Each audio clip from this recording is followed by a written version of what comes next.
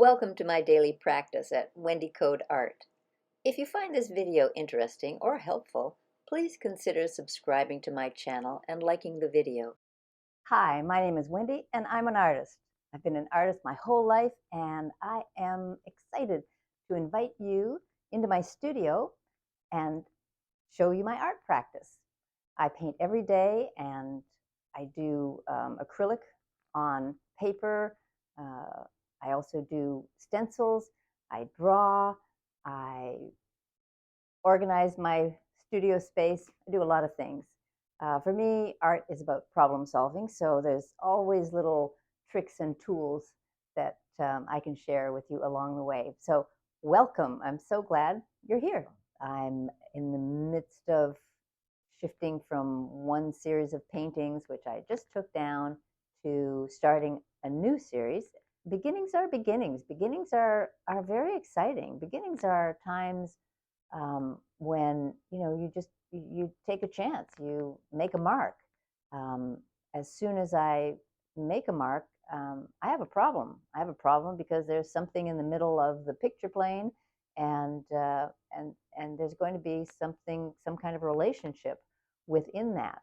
One mark is good, two marks is great, three, four, 10,000. There's a lot that goes into it, and every step along the way, you're kind of adjusting, you're balancing, you're pondering, you're processing. There's a lot that does go on, even in the work that I'm doing, which is quite spontaneous. So there's never a dull moment. I enjoy every bit of it. There are some agonizing times where I'm just stuck. I just don't know which direction to go in. What's going to pull something that I've been working on out of a kind of a gotten too dense, or it's still too light, or there's something that is not working in one corner and another, and when you go to make that adjustment, it creates some kind of an imbalance, and then you have another problem to solve. It goes on and on and on, and until it's done. And my criterion for when something is done is that there's nothing more to do. I can't see anything else that the work needs, and so it's done. And sometimes it's done and it's just a great painting. I do that sometimes, and sometimes it's done and it's not such a great painting. I mean, there's nothing more to do, but it's not expressing. It's not able to communicate in the way that I want. And those actually, they get recycled. I break them down and do some smaller work. I have some on the go on the tables. I have some other videos about that part of the process. So you can see that as well. But it's like life. Not everything works. What are you going to do? Like life, you have to put one foot in front of the other. Those days when I come into the studio and it's just a mess that I have to clean up, both kind of energetically and literally. I've got a lot of problems on a lot of paintings. I want to do something else instead of tackle that, but I know that I'm not going to get anything else if I don't do something else. And in the back of my mind, I let myself know that there's always another painting. No animals are harmed. There's always another painting. So that's what gets me into my studio on the days that I would rather do something else, or would rather not face the problems that I have to solve for that day. And so obviously I have managed to survive all the problems that I've faced in the studio.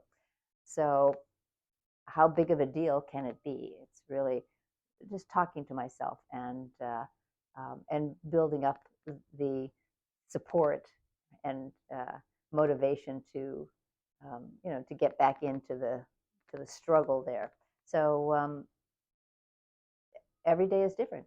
Every day is different. Sometimes I just come skipping into my studio, and other days it's a little bit slower, and I'm wondering, what am I going to do? How am I going to get out of this mess? And if I need to take a break, then I stay in the studio for a period of time anyway, um, and I do something else that's studio related, like cleaning up, organizing my paints, washing my brushes, sweeping the floor, getting plastic on the doors, on the boards that I work on. So there's always something to do, and that is crucial, not only to moving the painting process forward, but also to just staying with the space and staying with the frustration and staying with the aggravation or whatever it is, and working through it. And I've worked through every single piece of it, because here I am, and here you are. And I do appreciate you joining me in my studio journey. Back to the painting. Yay! All right. Ooh, I got a broom yesterday, and I'm wondering if I can start with that. However, I don't think it's going to work very well. It's a little bit small,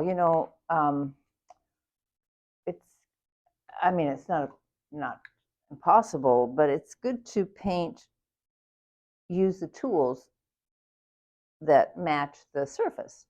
So if I had like a 8-foot by 12-foot panel, then I would take this and I would make my marks and my movements, and it would be fabulous.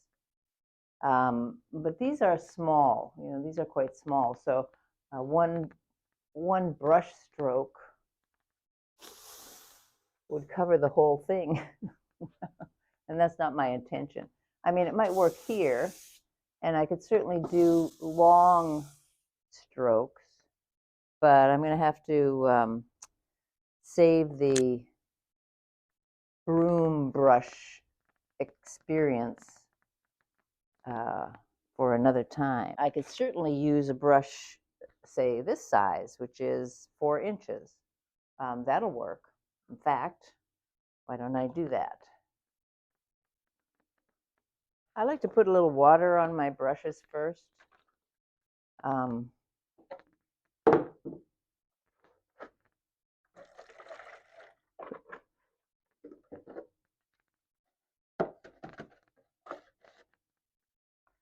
And then shake it out a bit.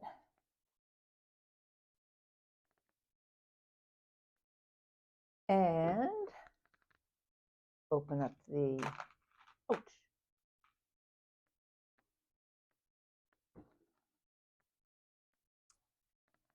So I'm opening up the end of the paint, because that is always sealing itself over. And then sometimes, even when I open the end, the opening isn't big enough. B, there's a lot of dried paint beneath it. See how this goes. Oh, that's better. So this is working. All right.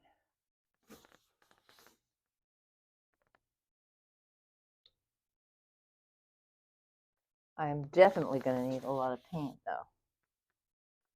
So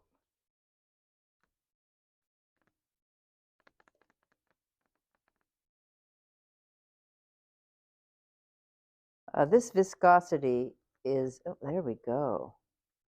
Like the fur ball got out.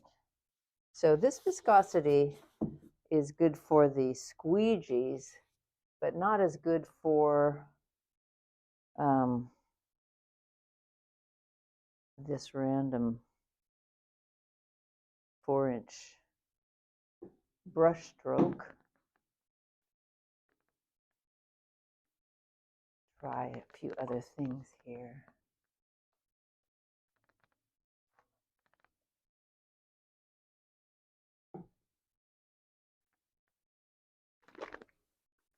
Well, we'll see what a little vermilion will do in the midst. And a little ultramarine.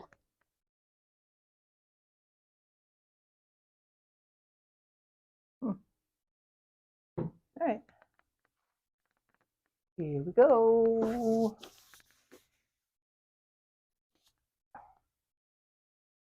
So that lasted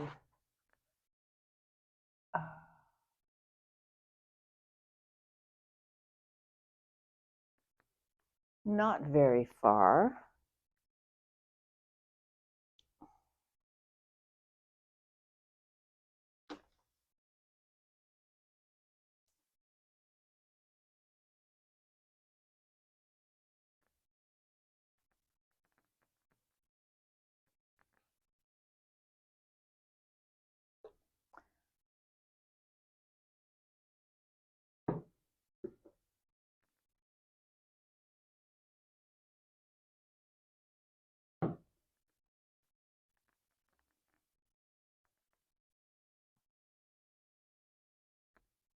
I'm going to mix it up a bit with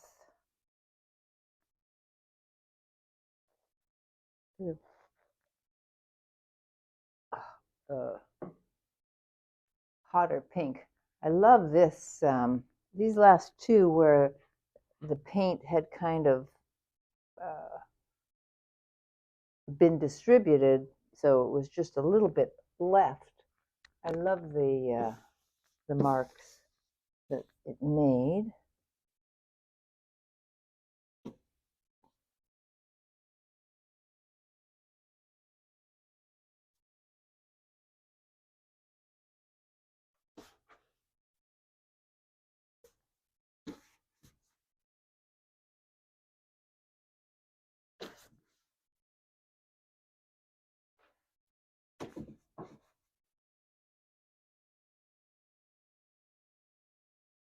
So quiet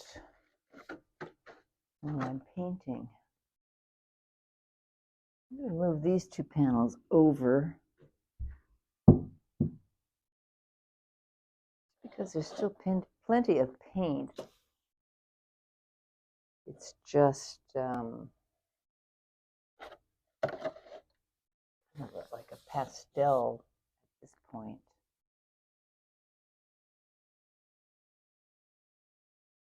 Not bad though.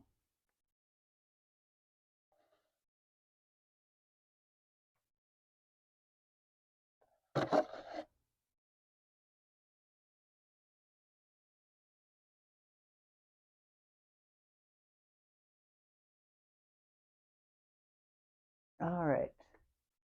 I'm going to distribute that paint a little bit further. I don't mind the kind of smudge, but it's not working on that paper. Because this is matte paper, it has a coating. You know, it's a printing paper for print,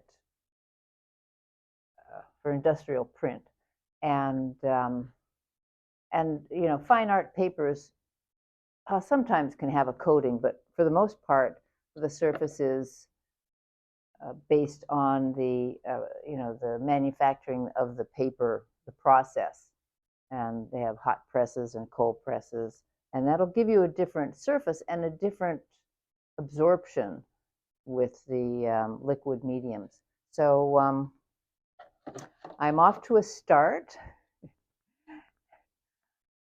It's always good to start. It's always a good start. And we'll take it from there. Thank you for joining me today in my studio. Oh, I see that just the water here created some interesting drips. I'm not sure if they're going to show up when the painting is dry. But we'll see.